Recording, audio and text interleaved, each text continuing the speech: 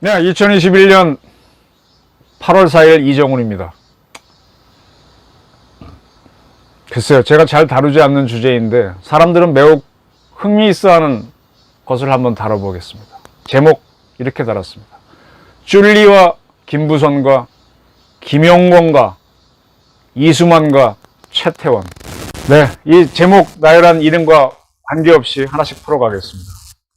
SM 엔터테인먼트의 최대 주주인 이수만 대표 프로듀서죠. 그분이 2015년 7월 달에 40억이네요. 40억 원 주고 매입했다는 서울 청담동에 있는 아파트 한 세대, 한 60평 됩니다. 이거를 50대의 외신 기자, 여성이죠. 에게 증여를 했습니다. 근데 최근인 5월 달에 이 평형의 아파트는 49억 원, 50억 원에 거래됐답니다. 그러니까 거의 49억 원, 50억 원 정도 되는 돈을 여성 외신 기자에게 증여한 겁니다. 이 기자는 이수만 씨가 참석하는 문화산업 포럼에서 여러 번 진행을 했었다고 합니다. 이미 보도가 됐었죠. 그에 대해서는 저는 이분이 누군지는 압니다. 아는데 그건 밝힐 수는 없고요. 서울에 있는 대학교에 입학했다가 유학을 갔죠. 그래서 그쪽 대학을 졸업했습니다. 그리고 그쪽 언론사에 들어가서 기자가 돼가지고 직장을 몇 번 옮긴 다음에 한국 주한 특파원으로 와 있는 겁니다. 상당히 오래 여기에 근무했고요. 여러 권의 책을 냈습니다. 영어로 낸 게 아니라 한국 서울에서 냈습니다. 재미있는 책들이 있습니다. 이미 보도가 나왔지만은 기자들한테 이렇게 재산을 주게 되면 이건 불법입니다. 김영란법 때문에. 근데 외신 기자는 해당이 안 돼요. 그래서 처벌은 누구도 받지 않고요. 이걸 증여를 했기 때문에 이수만 씨는 증여세를 내야 됩니다. 상속은 아니니까. 상당한 증여세를 내겠죠. 이수만 대표는 조금 아는 분입니다. 69세입니다. 52년생. 70이신데 거의. 2014년에 투병을 해오던 부인께서 돌아가셨죠. 혼자 지내고 있습니다. 그리고 이제 저보다 제 또래나 저보다 나이 많으신 분들은 알겠지만 가수를 했어요. 서울 농대를 나와가지고. MBC 10대 가수도 뽑힌 적도 있는 그런 가수입니다. 그러다가 이제 가수보다는 이런 프로그램 진행자로서도 크게 유명했었고요. 그러다가 1989년에 자기 이름을 딴 SM 기획이라는 회사를 설립해서 기획으로 하다가 그걸 이제 회사로 바꿔서 지금 K-팝, K-컬처를 만드는 선봉장이 됐던 겁니다. 그래서 굉장한 돈을 벌었죠. 지금은 뭐 우리나라 아이돌이 전 세계를 BTS를 뱉던 BTS가 세계를 제패하고 있는데 그런 거를 최초로 시작한 사람입니다. 그렇지만 문제도 있었죠. 2002년에는 SM을 하면서 주식 부당 거래 혐의로 수사를 받았습니다. 그 해외로 나갔다가 결국은 인터폴의 수배까지 되다가 국내에 들어와서 오랫동안 재판을 하다 집행유예 3년을 선고받았어요. 유죄를 받은 거죠. 그리고 2007년에 특별 사면을 받았습니다. 그리고 나서부터는 회사 경영이 부담스러운지 일체 손을 떼고 대표 프로듀서 이런 식으로만 있었죠. 주주로만 있었죠. 경영을 안 했죠. 이수만 씨한테는 아들이 두 분이 있는데 아들한테 회사를 넘기는 게 아니라 최근에 이 SM 그룹 전체를 자기 갖고 있는 지분을 매각하려고 합니다. 카카오라든지 뭐 CJ하고 또 네이버하고도 얘기하고 있다는데 이수만 씨가 갖고 있는 이 지분을 최대 가치는 4조 원으로 추정합니다. 굉장히 갚으죠. 노래 부르던 사람이 이렇게 큰 돈을 모았습니다. 근데 이분이 50대 여성 기자에게 50억 원의 재산을 집을 줬습니다. 이게 무슨 뜻입니까? 설명하지 않아도 부인을 사별한 이수만 씨가 집을 준 게 무슨 뜻이겠습니까? 다 아시죠. 근데 이 건에 대해서 이수만 씨를 맹비난하거나 여성 기자를 맹비난하는 사람이 있습니까? 다음 건을 보겠습니다. 최근에 큰 화제가 됐었죠. 술자리 가니까. 탤런트 김용건 씨, 76세. 할아버지라고 할 수도 있죠. 근데 이분은 96년에 부인과 이혼했습니다. 그리고 이혼하기 전에 두 아들을 낳았는데 그중 한 분이 그 유명한 영화 감독 하정우 씨란 걸 다 알죠. 이미 장성한 사회인입니다. 이러한 김용건 씨가 63세이던 2008년 24살인 여성 A씨를 만나 13년간 최근까지 인연을 이어오다가 그 여성이 임신을 했답니다. 근데 김용건 씨는 낙태를 요구했고요. 그게 갈등이 돼갖고 현재 37세인 A씨가 낙태 강요 및 미수 혐의로 김용건 씨를 고소한 게 밝혀져서 세상이 들끓었습니다. 이 김용건 씨는 굉장히 좋은 이미지를 갖고 있는 탤런트였죠. 저희 어릴 때 공전의 히트를 기록한 MBC 드라마가 전원일기인데 그 최불암 씨가 이장인가요? 나오고 그 아주 밑에 성실한 읍사무소, 면사무소 공무원인가가 이게 김용건 씨였잖아요. 부인은 고드심 씨가 있고. 그래서 굉장히 좋은 이미지를 갖고 있다가 그 후 나이가 많아진다면 나 혼자 산다, 꽃보다 할배 등에 나와갖고 사람도 웃기고 아 저분이 솔로로 사는 거구나. 그러나 코믹하긴 했지만은 자신이 처지를 공개하긴 했지만은 그런 좋은 이미지가 있었는데 이번 사건으로 인해서 한꺼번에 꽝 하고 이미지가 무너지게 됐습니다. 그래서 문제가 되니까 김용건 씨는 고소인에게 출산 지원과 양육 책임을 하겠다라고 밝혔습니다. 그러나 A씨는 고소를 취하지 않고 계속 유지하겠다고 밝혔습니다. 자, 이 사건에 대해서 이제 그 아들인 하정우 씨는 아버지를 이해한다고까지 뭐 보도가 나왔었는데 김용건 씨를 맹비난하거나 뭐 이 사건에 대해서 뭐 말들은 많지만 심각한 풍자가나 뭐 이게 있었나요? 저는 또 이것도 봅니다. SK그룹 회장 최태원 회장 이분이 인스타그램을 요즘 하고 있어요. 뭐가 신나는 일이 많은 모양이에요. 저보다 선배 그러니까 60 초반인데 7월 24일 날 인스타그램을 만들어서 이런 내용을 썼어요. 욕실 선반에 치실과 칫솔 사진을 올려놓고 욕실 선반에 노인 치실과 칫솔 사진을 보여준 다음에 치실을 사용하는데 실을 좀 많이 길게 뽑아서 썼더니 막내가 옆에서 보다가 황당한 듯 물었다. 아빠 재벌이야? 그래서 자기는 응? 응? 아니 아껴 쓸게 이렇게 대답했다고 써놨어요. 이게 무지하게 재밌는 모양이에요. 이게 화제가 됐어요. 언론에 다 보도가 됐었죠. 기억나실 겁니다. 근데 이런 생각 안 해보셨습니까? 최태원 씨한테 막내라고 한 애가 누굴까? 아빠라고 한 막내가 누굴까? 이 최태원 씨는 노무현 대통령의 딸인 노소영 씨하고 결혼했잖아요.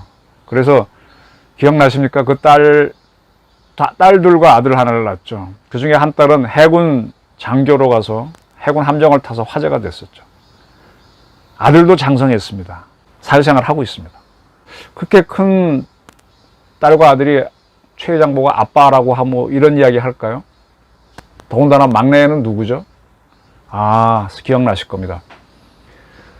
이 최 회장이 2015년에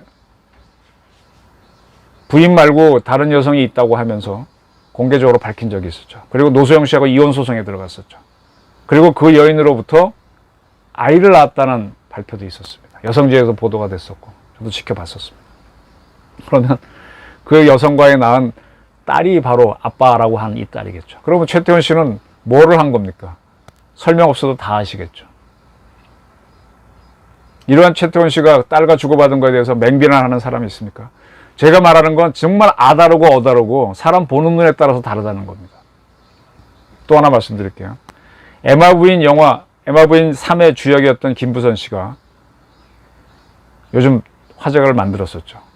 그는 시작은 2010년 1월 한겨레와의 인터뷰에서 그의 지방선거에서 당선된 동갑내기 변호사 출신 정치인과 한때 만남을 가졌다라고 이야기했었습니다. 이게 누군가? 김부선 씨가 61년생으로 되어 있는데 이재명 씨는 공식적으로 63년생인가로 되어 있어요. 근데 자기는 실제 나이는 더 많은 모양이죠. 본인이 자기 공개된 현재 생년월일은 아니다, 진실이 아니다 그랬으니까. 진짜 생일은 자기도 모르고 어머니도 모른다고 했었습니다. 근데 뭐 본인은 알고 있을 수도 있죠. 그렇게 얘기했었습니다. 그리고 2010년 4월에 페이스북에다가 김부선 씨가 성남 가짜 총각 뭐 그런 걸 쓴 적이 있습니다. 그러니까 이재명 씨가 그때 성남시장이었나요? 페이스북에 김부선이 거짓말을 하고 있다는 취지로 장문에 글을 쓴 적이 있습니다. 그럼 사람들이 이제 대충 알아버렸죠. 그다음 2018년 지방선거 때 경기도지사 후보로 나선 김영환, 그땐 바른미래당 후보인가요? 그 양반이 경쟁자인 이재명, 그때는 무슨 당인가? 하도 당이 맞고니까 어쨌든 민주당이라 합시다. 후보하고 김부성 씨가 스캔들을 거론합니다. 그래서 문제가 탁 터져 나오는 겁니다. 그리고서 그 선거에서 이재명 씨가 이겨요. 에도 불구하고 계속 김부선 문제가 따라붙으니까 그때 김부선 씨가 이재명 지사의 신체 특정 부위에 뭐 점이 있다라고 그랬을 겁니다. 그게 굉장히 시끄러웠죠. 그래갖고 이재명 지사가 아주대 병원에 가서 피부과 의사, 성형외과 의사한테 기자 3명을 불러놓고 참관시킨 가운데 신체 검증을 받았습니다. 그리고 없다라고 발표를 했었죠. 네. 그러면 무슨 얘기입니까? 이재명과 김부선 스캔들도 굉장히 시끄럽다는 겁니다. 굉장히 시끄럽다는 겁니다. 근데 그리고 최근에 이런 일이 있었죠. 이 김부선 씨가 이재명 씨를 상대로 3억 원 손해배상 청구소송을 제기했습니다. 그 관련 공판이 열린 지난 4월 21일 김부선 씨가 공판장에 나와서 많이 아프다. 체중도 10kg이나 빠졌다.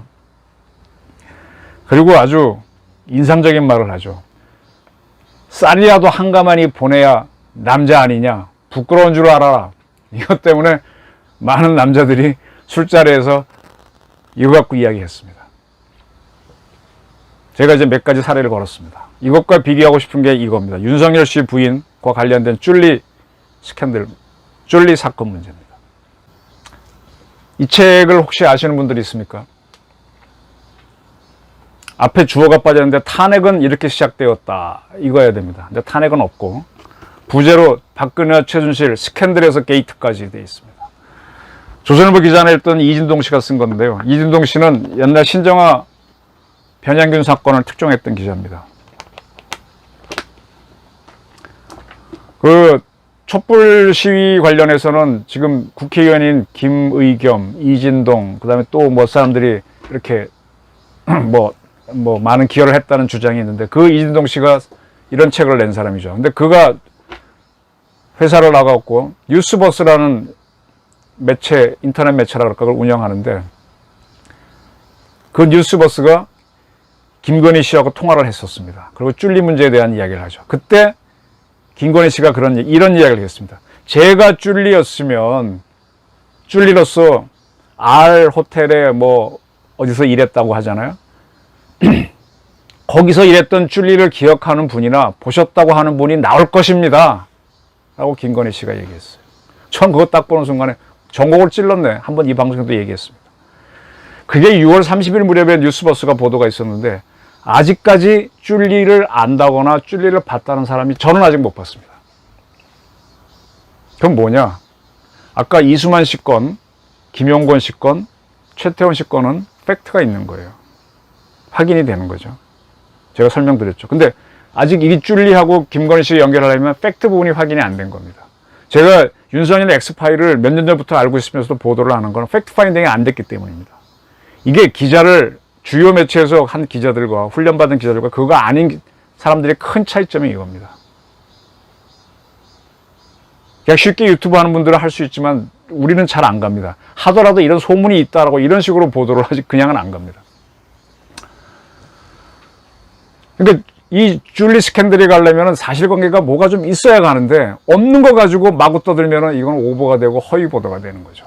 그런데 이걸 갖고 풍자를 했다. 쭌리 벽화를 만들었다. 노래도 만들었다. 나이스 쭌리를 만들었다. 자, 이 풍자를 어떻게 봐야 됩니까? 이게 풍자냐 비난이냐 이걸 한번 봐야 되죠. 이 건은 이 윤석열 씨 건하고 이재명 씨 건은 확연히 기자 입장에서는 다릅니다. 거기에는 이재명 씨 사건에는 김부선이라고 하는 당사자가 여성이 있는 거고요. 유정진 씨 사건에는 쭌리가 있어야 되는데 쭌리가 김건희 씨가 돼야 되는데 그 증명이 안 된 겁니다. 이건 차원이 다른 겁니다. 같이 놓고 볼 수가 없는 겁니다. 큰 차이점입니다. 그런데 풍자와 예술이라는 것을 이용해서 비방을 하면은 비방 정치를 하면 옳습니까? 그렇게 한다면은 그게 주로 좌파들이 하는 건데 그거는 비열한 이중잣대입니다. 예술을 악용하는 겁니다. 저는 그렇게 봅니다. 제가 기자로서 윤석열을 누가 죽이고 싶다면 팩트로 죽이라 이거예요. 팩트. 제가 어릴 때 인상을 많은 교육을 줬던 선배 기자들이 팩트로 죽여라 이러더라고요. 팩트. 무조건 진돗개처럼 팩트를 물고 던지라 그랬습니다. 근데 팩트가 아닌 세타이어 이런 풍자로 사람을 죽이면 그건 아닙니다. 그건 아닙니다. 좌파 언론 기자들도 그렇게는 기사 안 씁니다. 자, 이런 일이 있었습니다. 작년 10월 16일 프랑스에 꽁글랑 생또 노린에 있는 뭐 지역 이름은 잘 모르겠네요. 그 중학교 역사 교수가 테러를 당해서 숨졌습니다.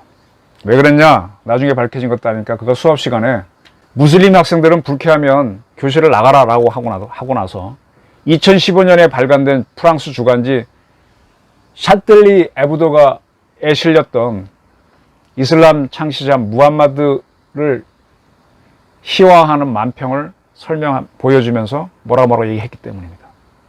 그런데 한 무슬림 학생이 나가지 않고 그걸 이제 몰래 촬영을 했고 그것이 그의 아버지에 의해서 퍼지면서 촥 프랑스 사회의 무슬림들이 알게 됐죠. 그리고 며칠 후에 이 교사가 체첸 출신의 무슬림으로부터 테러를 당해서 절명합니다. 그 프랑스가 굉장히 시끄럽습니다. 자, 저는 그 프랑스의 주간지가 저도 그때 이렇게까지 풍자를 해야 되나 보는 거죠.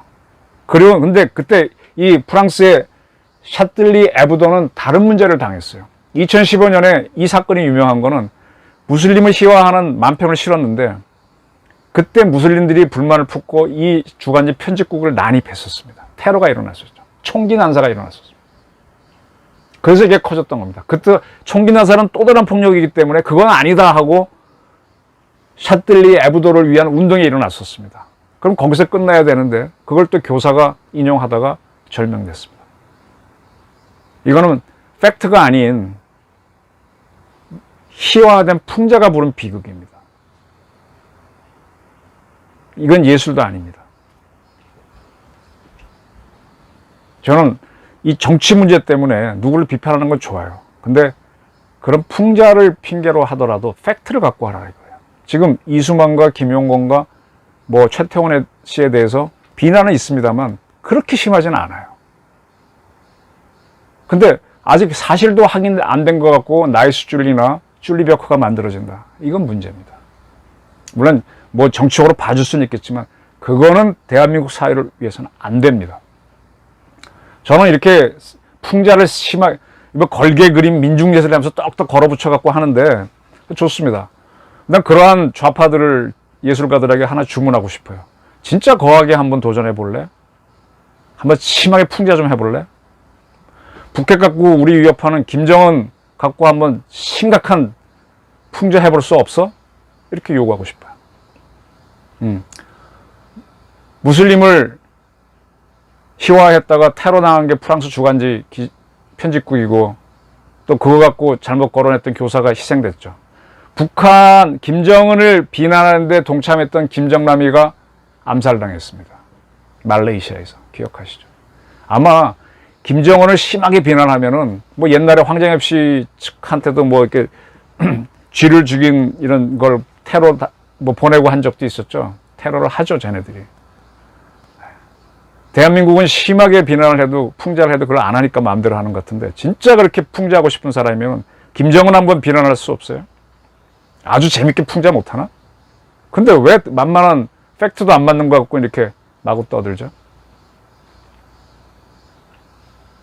기준도 원칙도 없습니다. 이런 건 예술이 아닙니다. 그래서 제가 오늘 많은 사람이 궁금해하는 그런 뭐 사람들이 먹는 거 그 다음에 성적인 거 다 관심이 있죠. 말은 안 해도. 근데 그걸 말하기 좋아하고 그걸 악용해서 이렇게 갖고 하는 거야. 이건 아니다. 이건 분명히 하죠. 그래서 오늘 김부선과 줄리와 이수만과 최태원 이렇게 비교를 해봤습니다. 오히려 이 비교 때문에 다른 분들의 명예가 훼손돼 버렸습니다. 아니죠. 줄리는 이렇게 다루는 거 아닙니다. 팩트 확인하고 해야 됩니다. 감사합니다.